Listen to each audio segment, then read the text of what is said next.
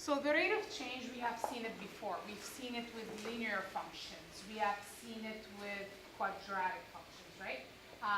Maybe you guys did not realize that we've seen it, but you're going to see right now that, yes, I have seen it, maybe in grade 11. We haven't seen it yet in grade 12, but it's things that you have looked at before. So what's the rate of change? When I say rate of change, what does that mean? What's the rate of change? Well, how have you done rate of change before?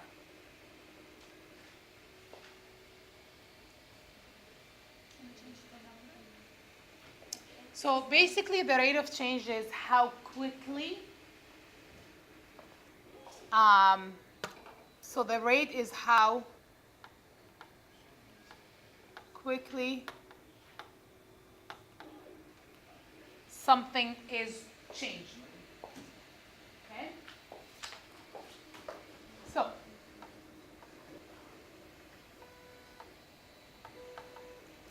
if I'm looking at a graph, right, I'm going to say, let's say if I'm looking at a graph that looks like this,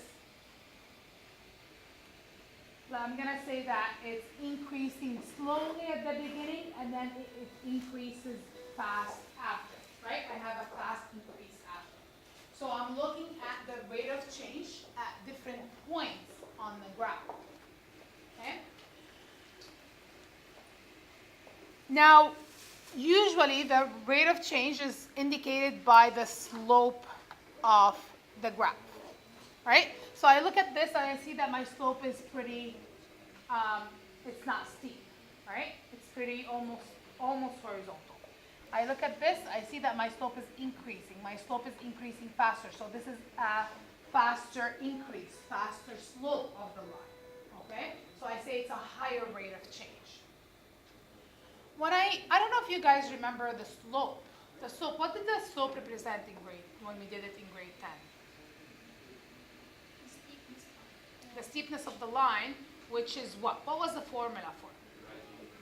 Rise over run, right? So it's the change in the y over the change in the x. Okay? So this is what we're going to have to look at when we're looking at rate of change. So I take my values. So if I look at a linear function like this one here, I look at a and b, and I take the values of x and y for a and b. If I'm looking at my rise, so that's the change in what? The rise. Is it the change in x or the change in y? The change in y, because I'm looking at how much they go up by, right? And up means y, okay?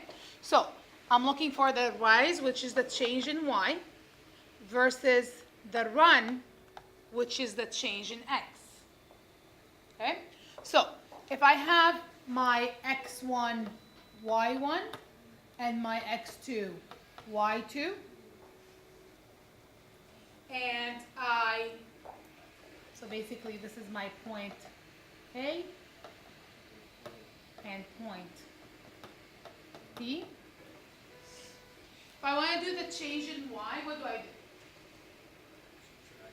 Subtract that. So it's y2 minus y1 over x2 minus x1. Okay? Which is rise over the run.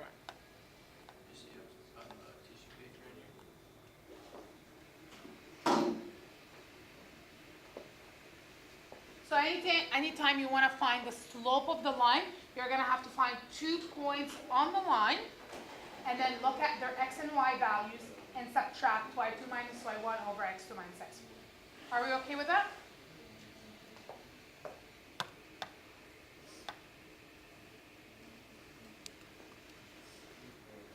So if I have a table of value, and then it's asking me to calculate the average rate of change between each pair of points, explain what the rate of change means. So I have altitude of an airplane. I have at time 0 minutes, it's at 2,000 meter. At time 4 minutes, it's 1,400 meter. So this is my x, and this is my y. This is x2, and this is y2. To find the slope, because it's asking me to find the average rate of change. So to find the slope, I do y2 minus y1. AROC is basically the acronym for average rate of change, is equal to y2 minus y1 over x2 minus x1. So y2 is 1400 minus y1 is 2000 over 4 minus 0. So that's going to be negative 600 over 4. So if I do negative 600 over 4, that's going to give me negative 150. Do I have a unit here? Do you have a measure, like a unit measurement? Yeah. Meters per minute. Because this one is in meters, right? And this one is in minutes, so that gives me meters in minutes. Does that make sense so if it's a negative value? Now you tell me, what does that mean? You have an airplane at an altitude of 2,000, and then after 4 minutes, an altitude of 1,400, so it's dropping 150 meters per minute. That airplane's in the ground or something. Right? But if you're looking at not when did you start measuring your altitude, Yeah. right? So it's starting at a 2,000 meter. So that negative 150 meter per minute represents the descending value. How much is it descending by every minute? Okay?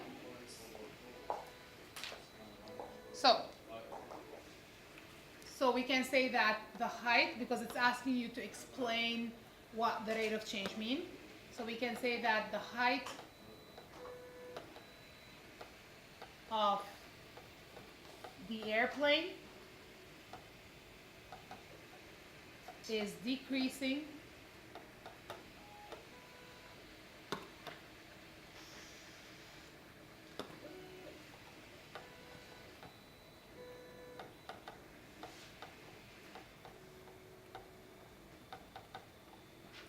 by 150 meter each minute. Not minus. And because I said decreasing, Okay. that means minus.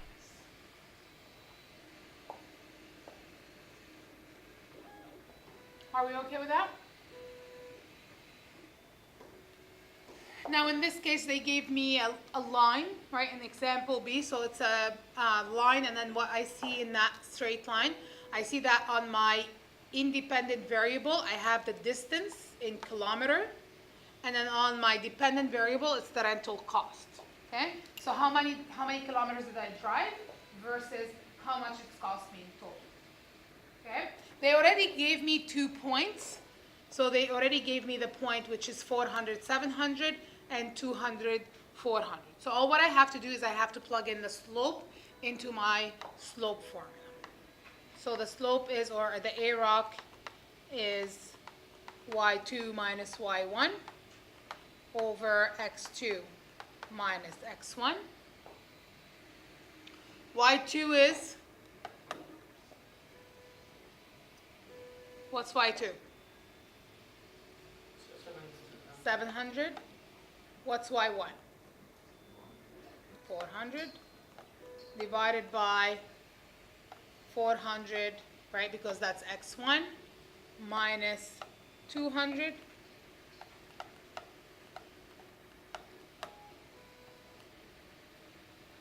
So that equals to 1.5. And what does that represent in, what's my units here?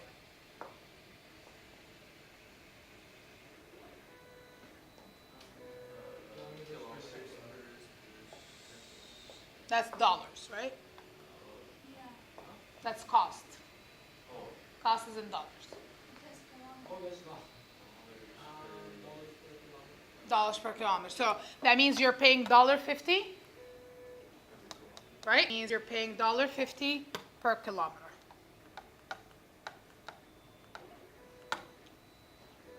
Okay, so I can say that the rental cost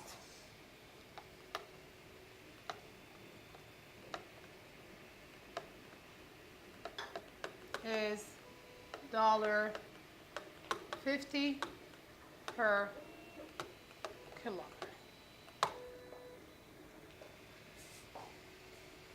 Or I should say the rental cost increases.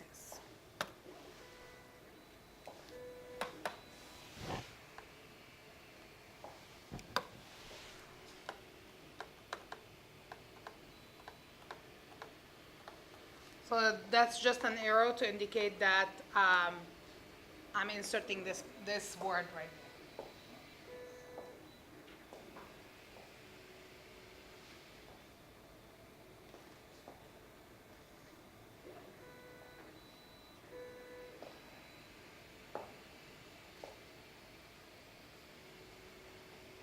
Okay?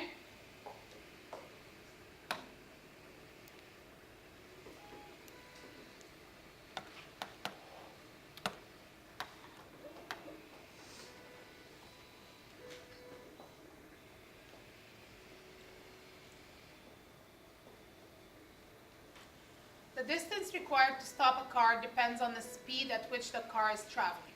Use the tables below showing the reaction distance and braking distance needed to stop a car on dry pavement for a given speed to answer the following question. So they want you to calculate the average rate of change between consecutive points in each table and describe the rate of change revealed in each table. So what's the question asking you for?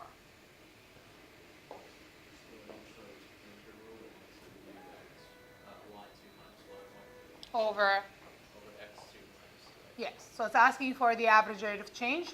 So that means they want you to find y2 minus y1 over x2 minus x1. In this case, you have a table, so you're going to have to do it multiple times, right? So I have to go y2 minus y1 over x2 minus x1. Okay? So I do 2 minus 0 over 10 minus 0. Are you guys okay with that? So that's going to be 2 over 10, which is 0.2.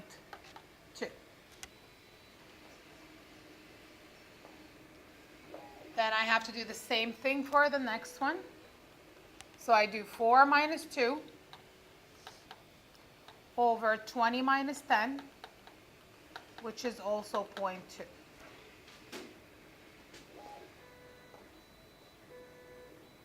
Okay?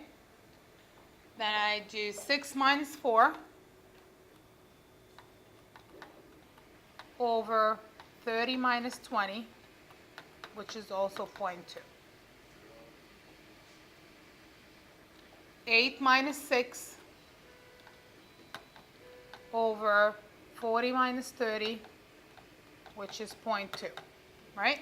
If I do the last one also, 10 minus 8, that's 2, divided by 10, that's 0.2. So they're all 0.2.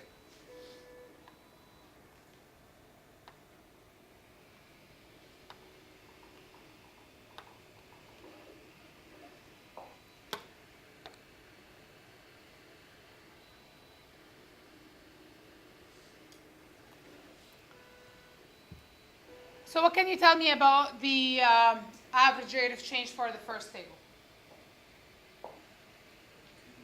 It's 0.2. It's constant, right? So the average rate of change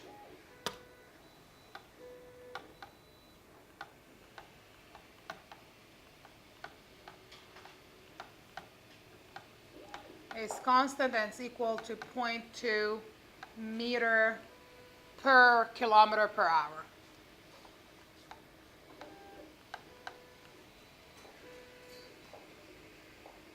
So if you're going at a speed of 30 kilometers per hour, you need 6 meter distance to stop. If you're going at 50 kilometer per hour, you need 10 meters per to stop.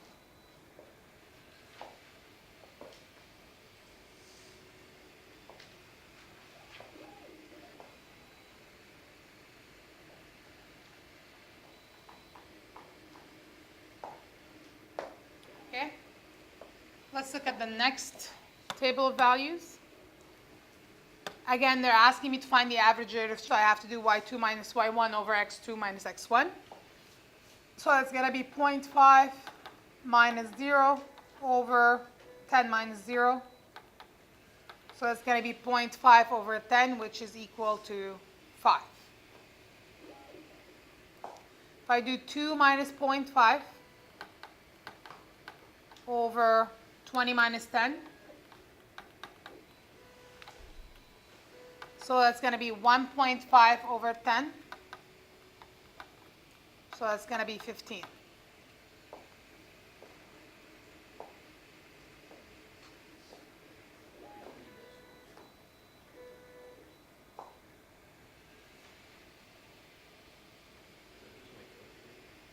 No, it's me. I made a mistake. Two of them, too. So that's 0.05, and that's 0.15. Thanks. Okay, then 4.5 minus 2 over 30 minus 20. So that's going to be 2.5 over 10. So that is 0.25. What do you notice here? Not constant. So the rate of change is not the same. It's not constant. It's increasing, right? Okay. It's not quadratic. And it's not quadratic now. 40 minus 30, that's 10. So that's going to be 0.35. And then if I do the last one, it's going to equal to 0.45. So I know I look at the average rate of change here, right? And the average rate of change is not constant. It's increasing.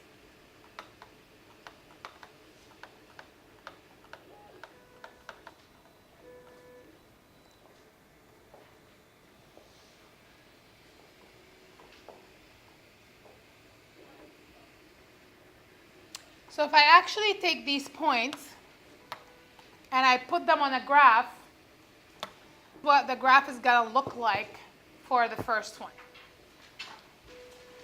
For the second table, this is how it's going to look like. Does it make sense that the graph for the first one is actually linear? Yes, No. it does. Because you have a constant rate of change. So it's increasing by the same amount every single time. So if we go to the second one, we can change. Now for the second one, if I look at it, right, it is an exponential increase. Okay, let's look at the rate of change here, right? So if I look at the rate of change, it's going up by 2, right, and over by 10. So 2 over 10 is 0.2. It's going up by 2, over by 10. So that's 0.2. Up by 2, over by 10. That's 0.2. So I have a constant rate of change for a linear function, right? So the average rate of change is constant.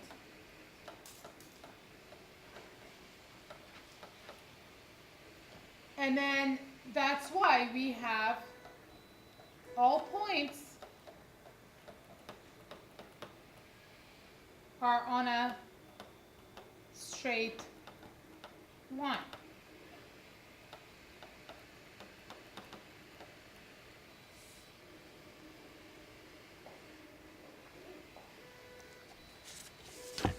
However, if I look at this one, my rate of change is increasing. So if I look at this one, it's going up by 0.05. This is going up by 0.15. I have a steeper line, 0.25, 0.35. Okay? So that's a steeper line as I go. So that's an increasing rate of change, which means I have an exponential increase. Okay? So a rate of change is increasing.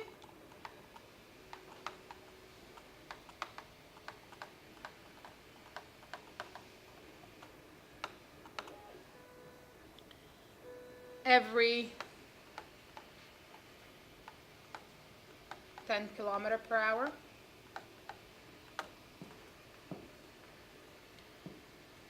The points do not lie on a straight line. Okay? So when I do the table of value, when I do the average rate of change, if my average rate of change are constant, I know it's a linear function. If they're not constant, then I know it's not a linear function. We'll talk more about what they mean as we go in the chapter.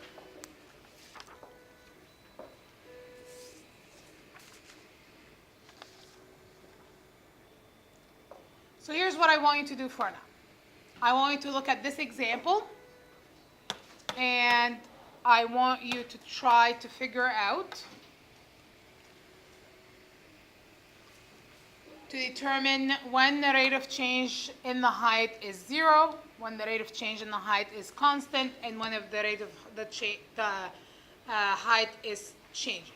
So what we have in this example, we have a table below shows the change in height of a tomato plant from germination until the tomato ripens. Okay? So every week, so 0, 2 weeks, 4 weeks, 6 weeks, 8 weeks, 10 weeks, right? And I have the height of the plant. So you're going to find the average rate of change, and you're going to determine when is the average rate of change 0, when is the average rate of change is constant, when is the average rate of change changing. Okay? So what do you have to find? What do you have to find? Average rate of change. So you're going to have to do the average rate of change, and then you're going to have to answer this question. When is it 0? So let's say if it's 0 at the beginning, and then you say at week 0 and week 2. I don't know. I'm just giving suggestions here. Okay? So find the average rate of change for me.